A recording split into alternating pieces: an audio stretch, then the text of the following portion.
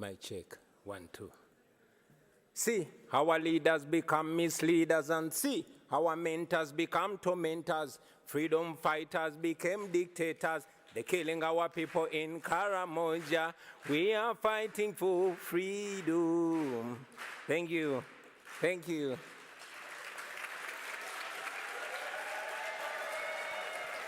Thank you. Thank you very much. Thank you for the opportunity to share my story, which also represents the story of very many Ugandans that have endured human rights violations for the last 36 years. I never intended to get into politics, and neither did I pay much attention to the political space until my personal consciousness was awakened rudely by my personal humiliation at the hands of a security operative.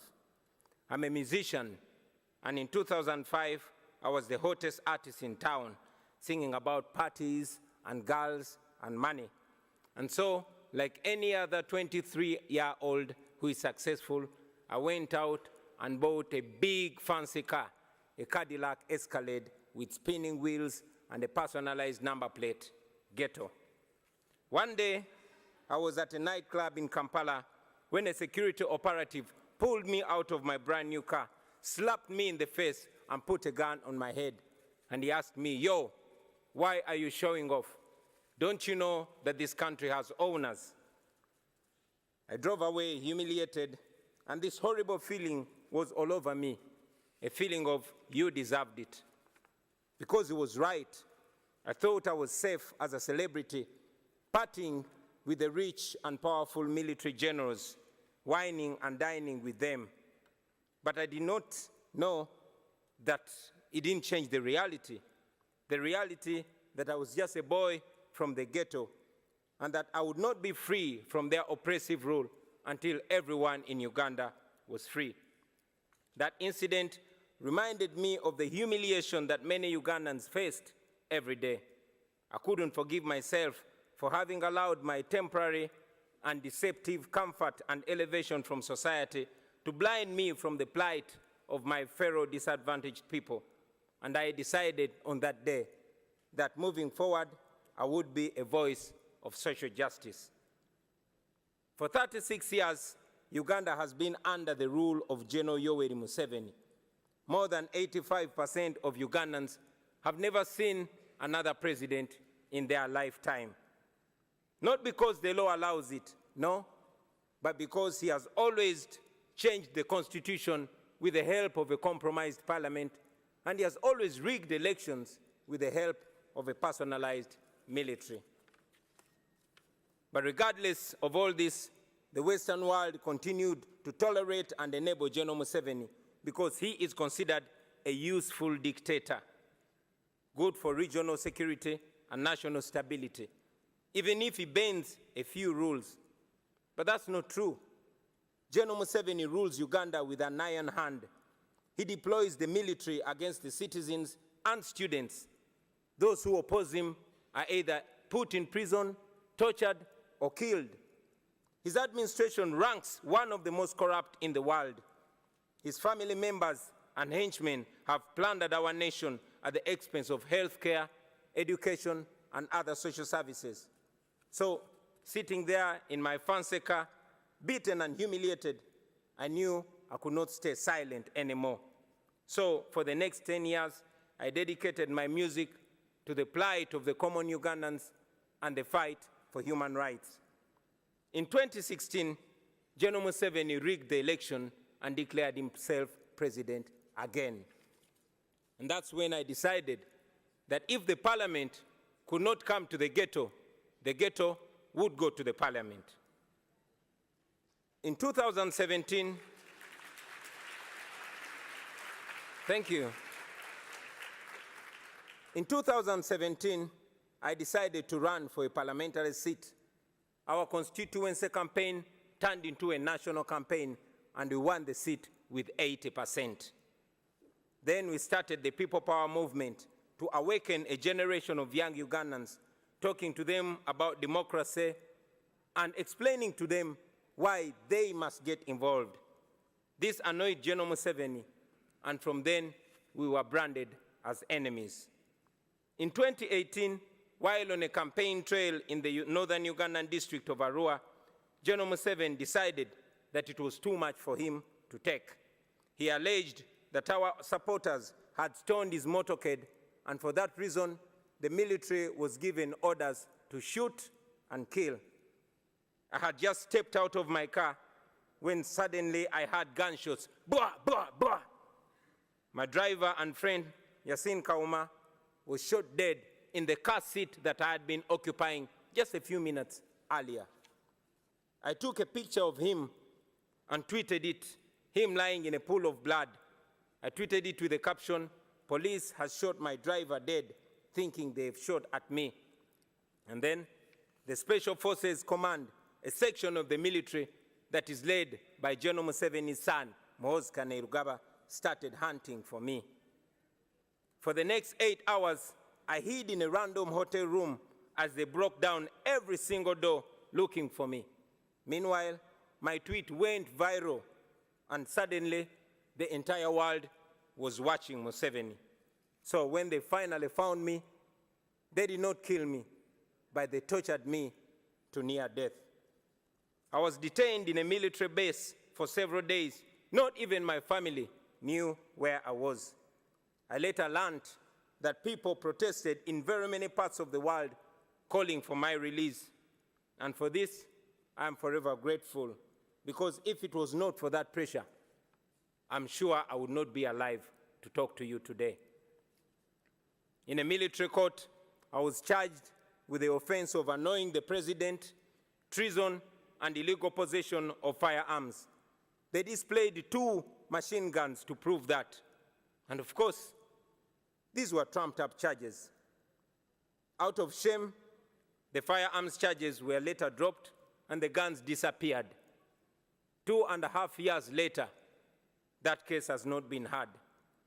So, in 2019, I announced that I was running for president. Now, under General Museveni's Uganda, that means 3 things. It either means prison, or being forced into exile, or death. But we were ready for all that. And yes, that's exactly what happened. We endured the most horrifying campaign, the most violent campaign, the most brutal and murderous campaign you can ever imagine. In November 2020, I was arrested for allegedly violating COVID-19 regulations, a convenient excuse for Museveni to suppress his political opponents. Our supporters protested against my illegal detention, and the military went on rampage. They shot and killed hundreds of people. But of course, General Museveni came out and said that they killed only 54 protesters. Thousands were arrested, and instead of the accountability for the massacre, General Museveni came out and praised the military for a job well done. A few days later, my bodyguard and friend, Frank Senteza, was deliberately run over and killed by a military police car. Thousands of our supporters were then abducted by security operatives in unmarked vehicles called drones in Uganda. And as I speak to you right now, many are still missing, while others are still in illegal detention, simply for supporting me and our party. Those who were lucky to return, they came back with severe torture marks and horrifying stories. Stories of eyes and fingernails plucked out, stories of men being castrated and women being raped in detention. But we never gave up, and we will never give up. It wasn't me challenging General Museveni.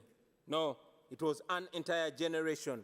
And for the first time, there were no tribal lines, there were no religious lines, there were no class lines. The entire population was speaking with one big voice. All our people were saying, people power is our power. It was the biggest public phenomenon that I had ever seen. Now, I had been a celebrity, I had done hit songs, I knew what it meant to be famous and having people chant your name wherever you go. But this was different. On election day, after casting my ballot, I went home only to find my house surrounded with hundreds of soldiers. And later I learned that the same was happening to all our party offices across the country. The internet was switched off. Mainstream media was placed under strict censorship. Any radio station that dared to report on the election was immediately shut down. Radio presenters and journalists were arrested. And so in this complete blackout, General Museveni declared himself winner of the election again. International authorities challenged the results as fraudulent, not free, and not fair. But I remained under house arrest for the next 11 days. Ladies and gentlemen, it is not an exaggeration to say that my life is in danger because I live in Uganda, and after here, I am going back to Uganda. I have lost friends and colleagues at the hands of security forces. I have been arrested and charged very, very many times, and my only crime has been challenging General Museveni's dictatorship. I'm therefore here to tell the world with clarity that General Museveni is not the leader you think he is. He is a threat to the people of Uganda, and yes, he's a threat to the entire region. The international community has already recognized that the 2021 election in Uganda was neither free nor fair. And it's important that these words are followed with firm actions. First, we call upon the world leaders to stop shaking General Museveni's blood-stained hands through funding and cooperation. Secondly, we call upon the governments and organizations all over the world to impose sanctions on him and the people that he uses to torture and kill innocent citizens. Thirdly, we call upon all those who value democracy and human rights and the rule of law to isolate General Museveni because he has distinguished himself as an excellent violator of human rights who has no respect whatsoever for human life and human dignity. And fourth, we ask you to support our demands for accountability for the crimes against humanity that he has committed and continues to commit against the people of Uganda. Now, for far too long, the Western world has believed that allowing dictators to hold their nations hostage is an unacceptable cost for perceived security. Leaders who tolerate dictators and treat them as legitimate partners are complicit in their crimes. Please do not be partners in crime. Do not sacrifice your moral obligation. Do not sacrifice your moral obligation for short-time convenience. Please stand on the right side of history. I thank you.